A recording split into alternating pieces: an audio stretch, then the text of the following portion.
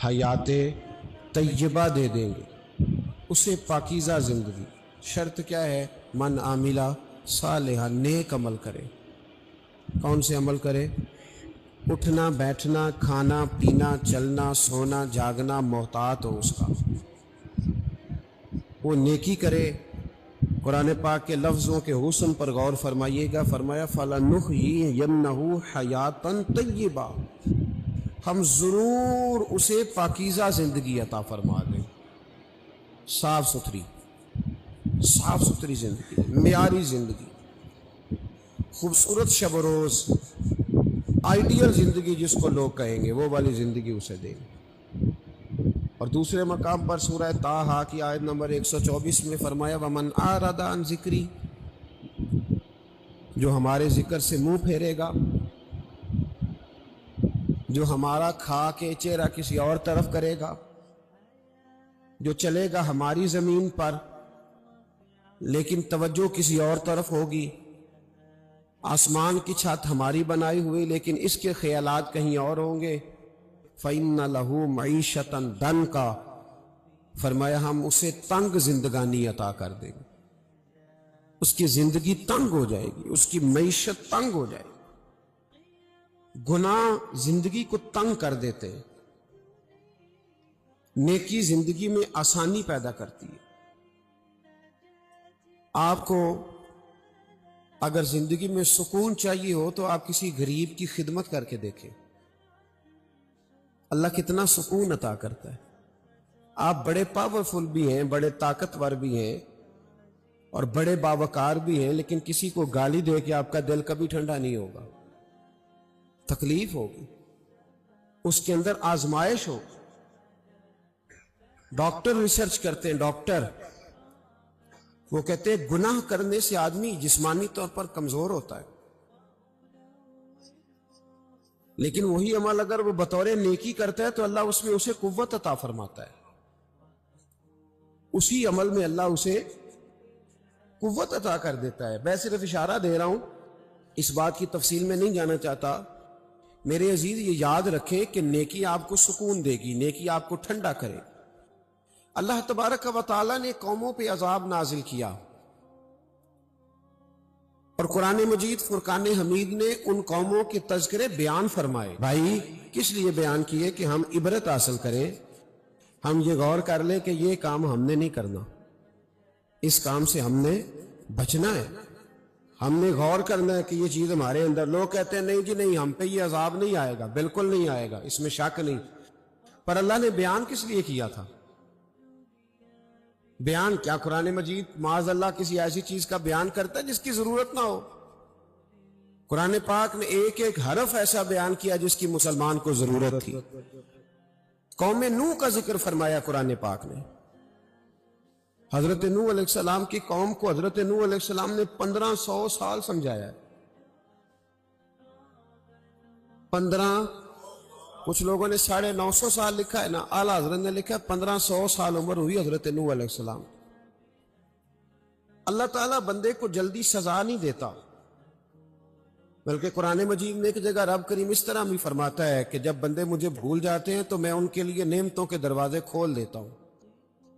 بندہ سمجھتا ہے کہ میں کچھ تو ہے نا کہ میرے اندر، کہ میں جدھر جاتا ہوں خیر ہی خیر ہو جاتی ہے، وہ سمجھتا ہے کہ میری عقل ہے، حالانکہ اللہ اسے ڈھیل دیتا ہے، اللہ اسے ڈھیل دیتا ہے۔ گناہوں کی سزا کے 3 طریقے ہیں۔ ایک ہے متنبع کرنا، تنبیہ کرتا ہے اللہ، بندہ متنبع ہو جاتا ہے، یہ اللہ کا بہت بڑا احسان ہوتا ہے۔ ایک ہوتا ہے مہلت دینا، اور ایک تیسرا ہوتا ہے اللہ خفیہ تدبیر کرتا ہے۔ تھوڑا سا سمجھیے گا، انسان پر کوئی آزمائش آئی، فوراً اس کی چھٹی اس نے کہا کہ وہ فلان جگہ غلطی کی تھی تب ایسا ہوا ہے۔ ہوتا ہے نا کئی دفعہ، آواز آتی ہے نا اندر سے، چلیں بول دیں کچھ نہیں ہوتا آپ کو، اللہ جانتا ہے یہاں کوئی کچھ نہیں کہے گا آپ کو، اور ہماری تو ویڈیو بھی نہیں گھومتی، یعنی خبر بھی نہیں ہو کہ کس نے ہاں کر دی کس نے نہ کر دی۔ آپ بغیر ٹینشن کے بات چیت کریں، آج کچھ نہیں ہوتا ہے انشاءاللہ تعالی۔ آتی ہے اندر سے آواز، میں آپ سے اس لیے ان چیزوں کی تصدیق کراتا ہوں کہ باقیوں کو بھی آتی ہے کہ نہیں۔ اس لیے تصدیق. کبھی کوئی کسی جگہ انسان پریشان ہوتا ہے تو محسوس کرتا ہے کہ وہاں مجھ سے ہوتا ہے نا جی، جس کو یہ نصیب ہو جائے بڑا خوش نصیب آدمی ہے. حضرت مولا علی فرماتے ہیں اگر تجھے دنیا میں سزا مل گئی تو بچ گیا ہے، سمجھ پھر اللہ کرم کرے گا، آخرت میں سزا نہیں دے گا. اور یہ یاد رکھ لے، وما اصابکم من مصیبت فبما کسبت ایدیکم ویعفو عن کثیر. اللہ فرماتا ہے دنیا میں تجھے جو بھی تکلیف پہنچتی ہے وہ تیرے ہاتھوں کے کرتوتوں کی وجہ سے پہنچتی. ویعفو عن کثیر، فرمایا کثیر گناہ تو میں ویسے ہی معاف کر دیتا ہوں. یہ جو تیری زندگی میں دکھ ہے نا، یہ بھی میری قلیل سزائیں ہیں. یہ کثیر پر سزا، یہ قلیل ہے. قلیل یہ جو تمہاری زندگی میں تکلیفیں. انسان کو سزا ملتی. حضرت فضیل بن عیاض رحمۃ اللہ تعالی علیہ گھوڑے پہ بیٹھے تھے، گھوڑا شرارت کرنے لگ گیا، اچھلنے لگ گیا، کودنے لگ گیا. تو حضرت فضیل بن عیاض نیچے اترے، ایک کونے میں جا کے نماز کی نیت باندھ لی، 2 رکعت نماز پڑھی، پھر دیر تک استغفار پڑھتے رہے، روتے رہے، دعا کرتے رہے. واپس آئے، خادم عرض کرنے لگے حضور سمجھ نہیں آئی، گھوڑے نے تھوڑی سی شرارت کی، وہ بدکا ہے، آپ نے اس کو چھوڑا ہے اور چھوڑ کر کے آپ نماز میں لگ گئے. تو حضرت فضیل بن عیاض فرمانے لگے جب بندہ اللہ کی نافرمانی کرتا ہے نا تو جو چیزیں اس کی فرما بردار ہوتی ہیں وہ اس کی نافرمانی کرنے لگ جاتی. تو مجھے محسوس ہوا تھا کہ میں نے کہیں اللہ کی نافرمانی کی ہے، اس لیے ایسا ہوا ہے کہ میرے گھوڑے نے میری، تو میں توبہ کرنے لگا ہوں. اور اب دیکھتا ہوں بیٹھ کے بھلا کیا ہوتا ہے. میں نے سچی توبہ، حالانکہ مجھے یاد نہیں کہ میں کہاں بولا، پر کھری اور سچی توبہ کی. دوبارہ گھوڑے پہ بیٹھے تو گھوڑا بالکل صحیح ہو کے ساتھ چلنے لگ گیا. میرے بھائی جب یہ تنبیہ ہے اللہ کی طرف سے، یہ متنبہ کیا جاتا ہے کہ تو بعد آ جا. بہت ساری جگہوں پہ انسان کو وقتی طور پر اگر سزا مل جائے. نبی پاک علیہ السلام کی خدمت میں ایک صحابی آئے، بات مضبوط کر دوں، واقعہ سنایا ہے نا تو کچھ لوگ سمجھتے ہیں کہ یہ واقعہ ہے، تو میں ایک حدیث پاک امام بہقی کی لکھی ہوئی عرض کرتا ہوں. نبی پاک علیہ السلام کے ایک صحابی آئے اور ان کا سر پھٹا ہوا تھا، خون بہ رہا تھا. سرکار نے فرمایا کیا ہوا؟ عرض کی حضور ایک عورت جا رہی تھی، میری نظر پڑی، ابھی نظر پڑی ہے کہ میرے آگے ستون آ گیا تو میرے سر پہ لگ گیا. نبی پاک صلی اللہ علیہ وسلم نے فرمایا تیرے لیے خوشخبری ہے، اگر دنیا میں تیری غلطی کی تجھے سزا ملی ہے تو پھر رب تجھے قیامت میں سزا نہیں دے گا. پھر اللہ قیامت میں سزا، بعض گناہ ایسے ہیں جن کی یہاں بھی سزا ملے گی اور وہاں بھی ملے، لیکن میرے بھائی پہلی بات یہ ہے کہ اللہ تعالیٰ اس غلطی کی یہی سزا دے لے اور دعا فرمائے اللہ تبارک و تعالیٰ یہاں بھی معافی عطا فرمائے، وہاں بھی معافی عطا فرمائے، اللہ درگزر ہی فرمائے. لیکن میرے بھائی ایک تو یہ سزا، ایک سزا یہ ہوتی ہے کہ انسان جب گناہ کرنے لگتا ہے تو اللہ نعمتوں کے دروازے کھولتا ہے، مہلت دیتا ہے. 500 سال تک فرعون کو مہلت دی. کتنے؟ یہاں جو 5 سال حکومت کر لیتا ہے وہ کہتا ہے سب سے قابل میں ہی ہوں، مجھے مہلت بھی ملی ہوئی ہے. 500 سال مہلت دی اللہ تعالیٰ نے. اور فرعون کی قوم پر پتہ عذاب کس طرح کیا آئے تھے؟ ٹڈیاں مسلط کر دی اللہ نے. یہ گھومتی نہیں چھوٹی سی، ہم اپنی زبان میں اس کو کچھ لوگ مختلف ناموں سے یاد کرتے ہیں، کوئی مکڑی کہتا ہے، کوئی کچھ کہتا ہے. مسلط کر دی، جاتی نہیں. ان پر بنی اسرائیل کے ان مقابل جو فرعون کی قوم تھی ان پر الزام اس طرح کا عذاب آیا کہ مینڈک مسلط کر دی اللہ تعالیٰ. برتن کھولتے تھے اندر مینڈک نکلتا تھا، دنیا کی ہر دوائی استعمال کرتے تھے لیکن مینڈک نکل آتا تھا. تھوڑا سا سمجھا کریں چیزوں کو. ہمارے رنگ نہیں زیادہ گورے کہ ہم پر عذاب نہیں آتا. کوئی بہت زیادہ اللہ تعالیٰ معاف فرمائے دولت نہیں جمع کرا بیٹھے شاہی خزانے میں کہ ہم سے پوچھا نہیں جائے گا. یہ مہلت ہے، مہلت کو مہلت سمجھو. پھر جب پکڑ آتی ہے نا اللہ کریم کی، میں نے دیکھا ہے کروڑوں روپیہ، 6 اولادیں، ایک شخص کے بچے باہر سے آ رہے تھے، وہ بندہ بیمار تھا. مجھے کہنے لگا حضرت جی دعا کریں میں ان کے آنے سے پہلے پہلے مر جاؤں ورنہ آ کے مجھے مار دیں گے. دعا کریں. اتنی بے سکونی، کروڑوں روپیہ پڑا ہے تو یہ عذاب نہیں؟ کوئی ضروری ہے کہ پتھر ہی برسیں گے تو سمجھ آئے گی؟ یہ جو سگا بیٹا بوڑھے باپ کے قریب سے گزر جاتا ہے، سلام نہیں لیتا، تو اس کو عذاب نہیں سمجھتے؟ یہ جو امت کی بیٹیاں، امت کی بچیاں، ہماری بچیاں ایک ایک سال کے اندر 75,000 ہزار بچی ایک ایک ڈویژن سے بھاگ کے شادی کر رہی ہے، اور ایک ایک صوبے سے، تو اس کو آپ اللہ کا عذاب نہیں سمجھتے؟ یہ معمولی بات ہے؟ نہیں ہمارے رنگ ہو رہے، ہم بڑے سمارٹ ہیں. 1500 سال مہلت دی نوح علیہ السلام کی قوم کو. کتنے سال؟ بول کے بتائیے، بول کے دوبارہ بولیے. 1500 سال. کوئی آدمی اپنی سمارٹنس پہ خوش نہ ہو جائے کہ 20 سال ہو گئے میں تو نافرمانی بھی کر رہا ہوں، روٹی بھی پک رہی ہے، میں تو حرام بھی کھا رہا ہوں، پھر بھی سب ٹھیک ہے. 1500 سال مہلت دی. پھر حضرت نوح کہنے لگے اللہ میں نے تو بڑا سمجھایا، نہیں باز آتے. تو رب کریم نے فرمایا کشتی بناؤ. اللہ کے پیغمبر کشتی بنانے لگے تو قوم مذاق اڑانے لگ گئی. اب کیا کرنے لگے ہو؟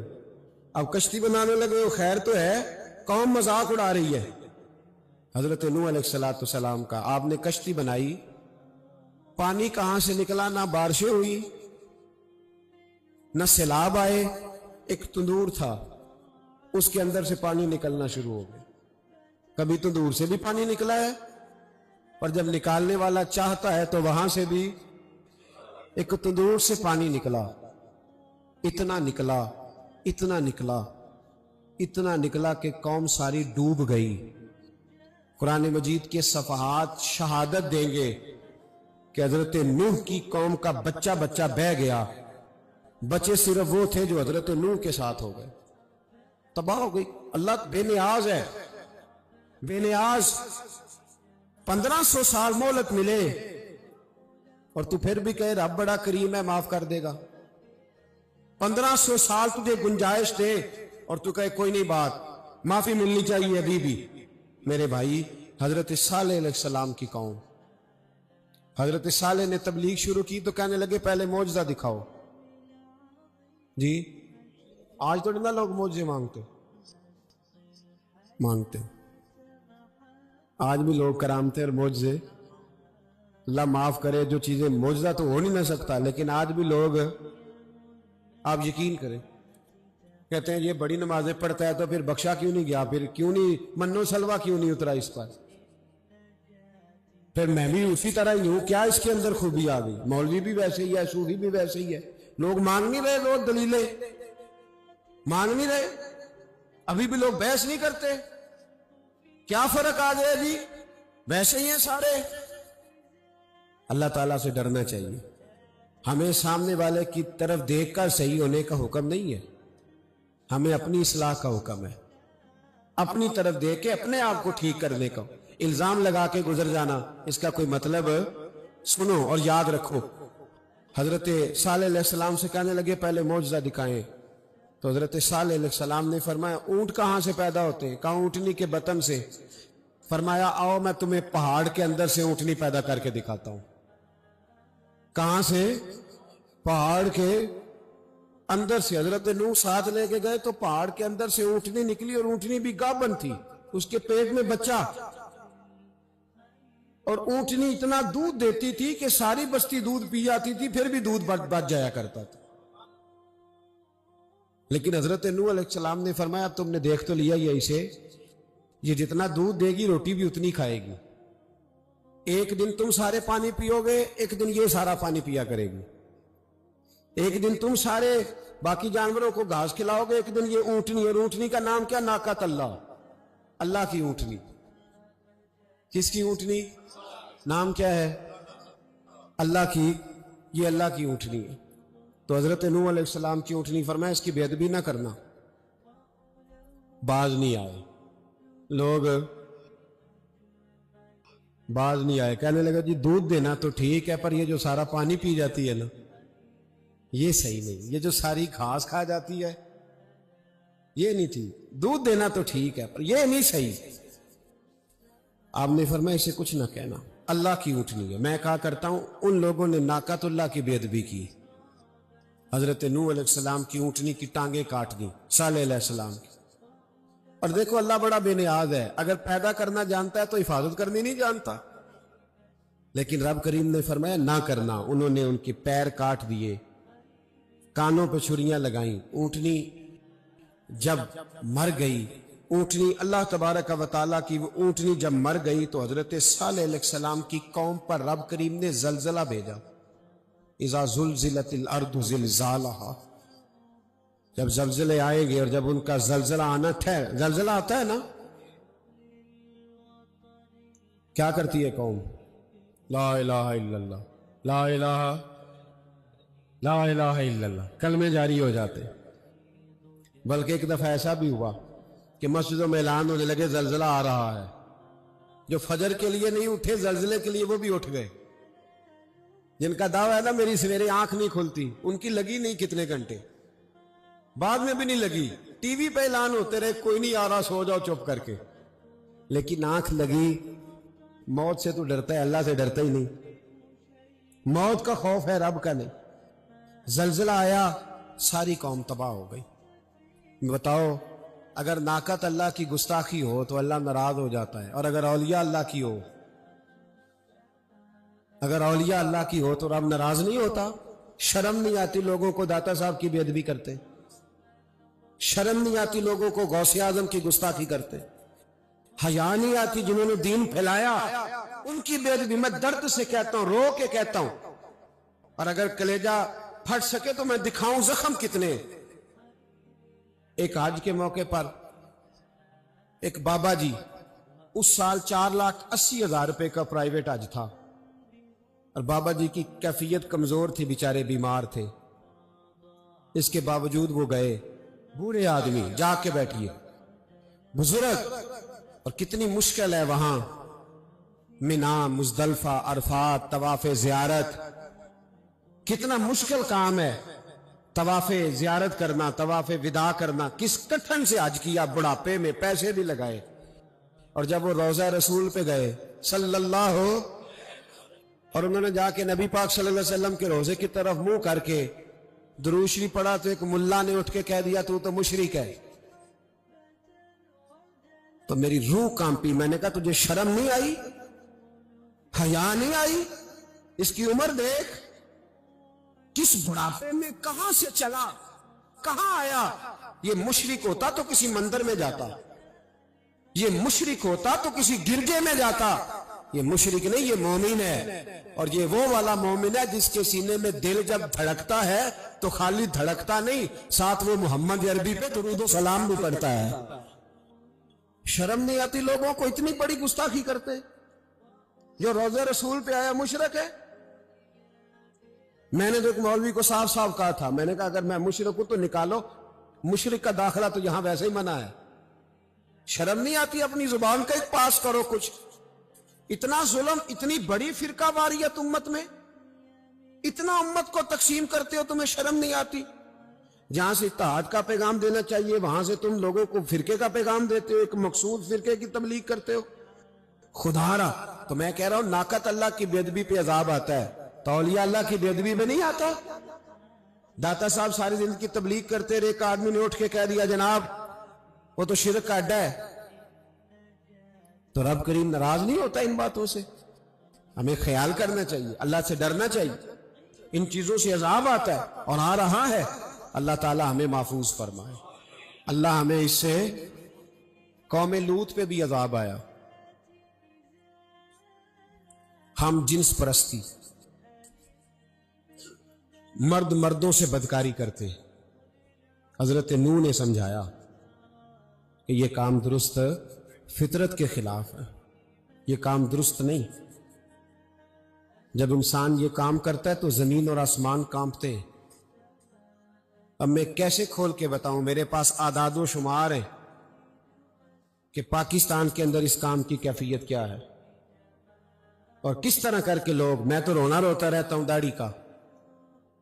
لوگ کئی دفعہ کہتے ہیں حضرت صاحب پہلے بھی آئے تھے تو داڑھی کی بات، پھر بھی آئے تو داڑھی کی بات. تو میں رونا روتا ہوں، اس لیے روتا ہوں کہ جو کلین شیو نوجوان ہوتا ہے وہ امرد کے حکم میں، اس پر وہی حکم لگتا ہے جو عورت پہ لگتا ہے. اس کے ساتھ مرد کا اٹھنا بیٹھنا اسی طرح ناجائز ہے جس طرح عورت کے ساتھ. حضرت جنید بغدادی رحمت اللہ تعالیٰ علیہ کے سامنے ایک شخص نے کہا وہ کتنا خوبصورت نوجوان جا رہا ہے، تو آپ فرمانے لگے تو حافظ قرآن نہیں؟ کہا ہاں. فرمانے لگے جا اپنے حفظ کی خیر منا. وہ شخص کہتا ہے میں نے اس بغیر داڑھی والے کلین شیو نوجوان کو بری نظر سے دیکھا، مجھے قرآن پاک ہی بھول گیا، سارا قرآن پاک بھول.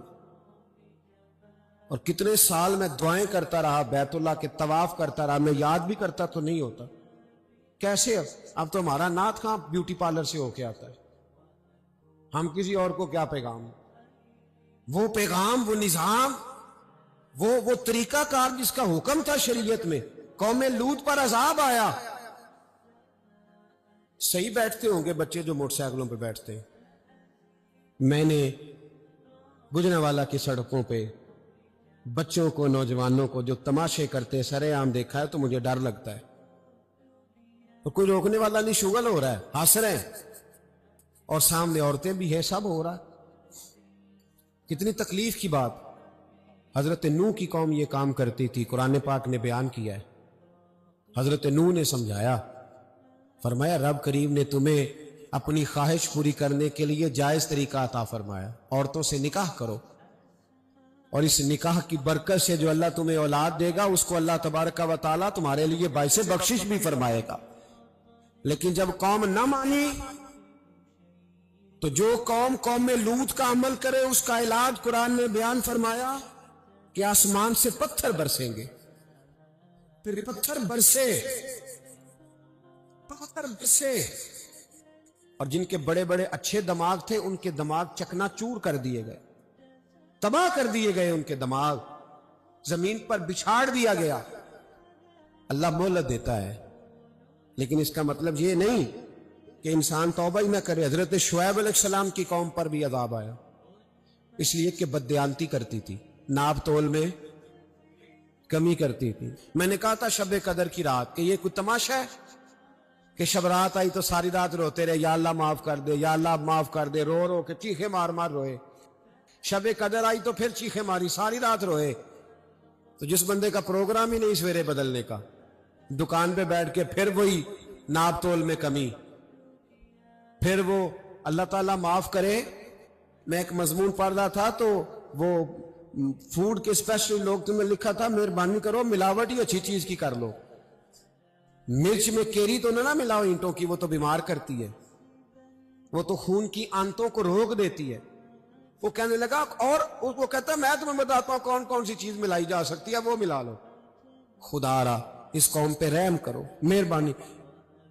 ایک دوست ہے ہمارے، میں وزیر آباد میں ان کے گھر بیٹھا تھا تو ایک میڈیکل، میرا کسی شخص پہ اعتراض کرنے کا میں مجموعی بات کرتا ہوں. میں ایسے ڈاکٹروں کو جانتا ہوں جو اللہ تعالیٰ فضل کرے سچ مچ کے نیک ہیں، اچھے لوگ. تو بچے کا میڈیکل سٹور ہے، تو والد بیمار ہو گیا، تو کہتا ہے ابا جی ڈاکٹر صاحب نے کہا آپ کو ڈریپ لگنی ہے. تو سگے باپ کو ڈریپ لگانے لگا تو باپ کیا کہتا ہے پتر تیری مہربانی مینو کوئی اصلی لائی، وہ نہ لائی جڑی لوکاں نو لانا ہے. اب وہ پیار سے سنا رہا ہے بات. میں نے اسے کہا کہ یہ تو ڈوب مرنے کا مقام ہے نا، ڈوب مرنے کا مقام، کہ جس ملک کے اندر دوائی بھی صحیح نہ بکے، اصلی نہ ملے دوائی بھی، اور پھر وہ قوم کہے کہ ہم نے تو پورے روزے رکھے، ہم نے تو بڑا صدقہ اور خیرات کیا، دوائی بھی اصل نہ ملے. جناب شعیب علیہ السلام کی قوم ناپ تول میں کمی کرتی تھی، تو اللہ تبارک و تعالیٰ نے ان پر بتا عذاب کس طرح کا بھیجا. شدید گرمی ہوئی، اللہ ہمیں محفوظ فرمائے. سارے آمین کہہ دیا. دیکھیں کتنا اچھا موسم کر دیا رب کریم. اللہ ہمیں محفوظ فرمائے، اللہ رحمت فرمائے. شدید گرمی کی لہر آئی، باہر اتنی گرمی ہوئی کہ لوگ اپنے گھروں میں گھس گئے. جس طرح سورج کی شعاعیں گھروں کے اندر داخل ہو جاتی ہیں، اس طرح گرمی کی لہر اندر داخل ہوئی. اور جس طرح کسی کو آگ لگ جائے تو وہ آدمی اچھلتا کودتا ہے نا، اس طرح یہ لوگ اچھلنے لگے اور اچھل کود کے مر گئے۔ جرم کیا تھا؟ ناپ تول میں کمی کرتے۔ حضرت داؤد کی قوم بھی تباہ ہوئی۔ جرم کیا تھا؟ ہفتے والے دن مچھلیاں نہیں پکڑنی تو یہ پکڑتے تھے۔ حکم ہے نا مسلمان کو نماز کے ٹائم کوئی اور کام نہیں کرنا، نماز پڑھنی ہے۔ میرا خیال ہے مسلمان تو فٹافٹ آ جاتے ہیں، سارے ہی پہنچ جاتے ہیں نا مسجدوں میں۔ ہلکا ہلکا بول رہے ہیں آپ، کیوں نہیں پہنچتے؟ اگر حضرت سیدنا، اور پتہ انہیں سزا کیا ملی؟ اللہ نے فرمایا اس ٹائم عبادت کرنی ہے، کام نہیں کرنا، وقت نہیں ہے کام کا۔ انہوں نے مچھلیاں پکڑی، 12,000 لوگ تھے۔ پتہ ہے مالک نے سزا کیا دی؟ بندر بنا دیا اللہ کریم۔ قرآن مجید کا پہلا سپارہ پڑھے، فَجَعَلْنَاهَا نَكَالًا لِمَا بَيْنَ يَدَيْهَا وَمَا خَلْفَهَا۔ اللہ فرماتے ہیں پچھلوں کے لیے بھی عبرت بنا دیا، بعد والوں کے لیے بھی عبرت، نشان عبرت بنا دیا۔ بندر بن گئے، اور جو ان کے دوست جو بچ گئے تھے ان کے پیر چومتے تھے، روتے تھے۔ 3 دن بندر بن کے زندہ رہے، پھر اللہ نے سب کو اجتماعی موت دے دی۔ تو اگر مسلمان سے اللہ کہے کہ نماز کے ٹائم کاروبار نہیں، جمعے کے ٹائم کاروبار، تو مسلمان کہتا ہے نہیں مجھے مہلت ملی ہوئی ہے۔ یہ تو اس وقت پتہ چلتا ہے نا جب بچے ڈیوٹی لگاتے، ہاں ہاں ہاں عذاب آتا ہے، اس وقت پتہ چلتا ہے۔ میں نے دیکھا یہ منظر، اس وقت پتہ چلتا ہے جب بچے کسی ملازم 6,000 کی ڈیوٹی لگاتے، کہتے ہیں ابے کا دھیان رکھنا، ہم دکان پہ بیٹھنے لگے۔ پھر اسے سمجھ آتی ہے اگر میں نماز کے ٹائم مسجد میں ہوتا تو آج میری اولاد میری خدمت میں ہوتی۔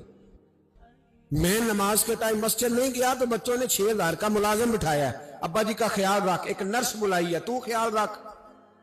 کدھر ہوتے ہیں مسلمان نماز کے ٹائم؟ ایک عیسائی نے اعتراض کیا ہے، سنیں، وہ کہتا ہے مجھے لگتا ہے مسلمانوں کے 3 خدا ہیں۔ مسلمان اڑ گیا، کہنے لگا نہیں ہمارا تو ایک ہے، کہا نہیں 3 ہے۔ معاذ اللہ استغفر اللہ، ہمارا ایک ہے، کہنے لگا نہیں میں ثابت کرتا ہوں، ایک تمہارا خدا 5 نمازوں کا ہے، ایک رمضان کا ہے، ایک عید کا ہے۔ لگتا ہے معاذ اللہ عید والا زیادہ تگڑا ہے، تم زیادہ آتے ہو۔ رمضان والا لگتا ہے اس سے کچھ کمزور ہے، تم تھوڑے آتے ہو۔ اور 5 نمازوں والا شاید سب سے کمزور ہے۔ بات عقل کی ہے کہ نہیں؟ اس نے اعتراض ٹھیک کیا، تو مسلمان کو چاہیے نا خیال کرے۔ ایک یہودی نے لکھا تھا، اس نے کہا تھا جس دن مسلمانوں کی تعداد فجر کی نماز میں اتنی ہو گئی جس دن جتنی جمعے میں ہوتی ہے، اس دن نہ کوئی یہودی سازش کرے گا، نہ کوئی عیسائی تلوار نکالے گا۔ شرط یہ ہے کہ یہ اسی طرح فجر پڑھنے آئیں جس طرح جمعہ پڑھنے آتے ہیں، تو پھر کوئی شخص بھی ان کو کسی جگہ شکست دے سکتا تو ہمارے گناہ ہمیں پریشان کرتے۔ یہ جتنی آزمائشیں ہیں ان کے پس منظر میں گناہ ہیں۔ ہماری زندگی کے اندر جتنی تکلیفیں، ہماری پریشانیوں کا سبب ہم خود ہیں۔ بہت ساری جگہوں پہ ہم غلطی کرتے ہیں، اس کی ہمیں سزا ملتی۔ غلطی کی سزا۔ ایک نوجوان نے مجھے بڑی گہری بات سنائی، میرا قریبی تعلق تھا، کہنے لگا گھر میں بڑا مسئلہ ہے، بڑی پریشانی ہے، ماں اور بیوی کا ماحول اتنا سخت ہو گیا ہے کہ نمٹ نہیں سکتا۔ آپ یقین کریں میں نے ڈیٹیل سے ساری چیز کو سٹڈی کیا، میرے پاس اتنا وقت نہیں ہوتا، پھر بھی میں نے اس فیملی کو پورا پڑھا تو غلطی نوجوان کی نکلی۔ نہ اس پہ اماں اعتبار کرتی ہے، نہ بیوی اعتبار کرتی ہے۔ اس نے جھوٹ بول بول کے اس طرح کی ماحول پیدا کر دیا ہے کہ کوئی اس پر اعتماد کرنے کو تیار ہے۔ اگر آپ ناراض نہ ہو تو ایک بات کروں، پتہ ہے گھر میں ماحول کب خراب ہوتا ہے؟ باہر والے ہماری تقریر سنتے ہیں، گھر والے ہمارا عمل دیکھتے ہیں۔ جب وہ دیکھتے ہیں نا کہ یہ کس طرح کا شخص ہے، اس کے رویے، اس کا کردار، اس کا لب و لہجہ کتنا برا ہے، اور یہ کردار کا کتنا کمزور ہے۔ اعلیٰ حضرت فرمایا کرتے تھے نیک وہ ہوتا ہے جس کی تنہائی صاف ستھری ہوتی ہے۔ اس لیے ماحول بگڑ جاتا ہے۔ یہ جو ہم کہتے ہیں نا میرے سجن بڑے بنتے ہیں پھر ٹوٹ جاتے ہیں، کچھ لوگ ایسے ہوتے ہیں جو ان کے پاس جاتا ہے انہی کا ہو جاتا ہے، وہ کہیں اور کے قابل کیوں بھلا؟ اس لیے کہ ان کے کردار میں ٹھنڈک دیکھتا ہے، ان کے لب و لہجے میں مٹھاس دیکھتا ہے، اس شخص میں اتنی خوبصورتی دیکھتا ہے کہ اسی کا بن جاتا ہے۔ حضرت ابراہیم بن ادم کے پاس ایک نوجوان آیا، کہنے لگا میں گناہ کرنا چاہتا ہوں۔ فرمانے لگے بالکل کر، اللہ کا دیا ہوا رزق کھانا چھوڑ دے اور گناہ کر۔ کہنے لگا یہ نہیں ہو سکتا۔ فرمانے لگے چل پھر اس طرح کر، رب کی زمین پہ نہ رہ، کسی اور کی زمین پہ چلا جا۔ کہنے لگا یہ بھی نہیں ہو سکتا۔ فرمانے لگے چل اللہ کی چھت سے نکل جا۔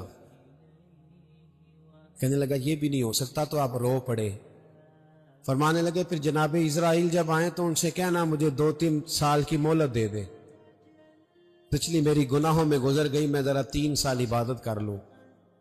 تو وہ شخص بھی رونے لگا، کہنے لگا حضور وہ مہلت نہیں دیتے، وہ جب لینے آتے ہیں تو پھر لے کے اللہ تعالیٰ نے جب انسان بنانا چاہا نا تو جناب جبریل کو کہا مٹی لے کے آ زمین سے۔ حضرت جبریل نے مٹی پہ ہاتھ ڈالا تو باقی کی مٹی رونے لگ گئی، اسے جدا نہ کر۔ تو جناب جبریل چھوڑ کے چلے گئے۔ حضرت میکائیل کو بھیجا مٹی لا، مٹی پہ ہاتھ ڈالا تو باقی کی مٹی رونے لگ گئی، چھوڑ کے چلے گئے۔ جناب اسرائیل کو بھیجا، مٹی پہ ہاتھ ڈالا تو باقی کی رونے لگ گئی، چھوڑ کے نہ جاؤ۔ تو حضرت اسرائیل فرمانے لگے تیرا رونا دیکھو کہ رب کا حکم دیکھو۔ وہ لے گئے، جب پیش کی تو رب کریم نے فرمایا اسرائیل جان نکالنے کی ڈیوٹی بھی تیری، تو مٹی کو لے آنا، باقی مٹی روتی بھی رہے تو روتی رہے، جب میرا فیصلہ آ جائے تو پھر اس میں کوئی گنجائش، ہم کھاتے بھی اللہ کا ہیں، نافرمانی بھی اس کی کرتے، زمین پہ بھی اس کی چلتے ہیں، نافرمانی بھی اس کی کرتے، حکم کسی اور کا مانتے، چھت پہ رب کریم کی رہتے۔ اس طرح نظام نہیں چلتا۔ میرے بھائی یاد رکھ لو، گناہوں کی سزا ملے گی، زندگی تنگ ہو جائے، یہاں بھی آزمائش ہوگی اور وہاں بھی۔ میں نے درس پہ کہا تھا، پھر بات کہتا ہوں، یہ میں اپنے لیے کہہ رہا ہوں۔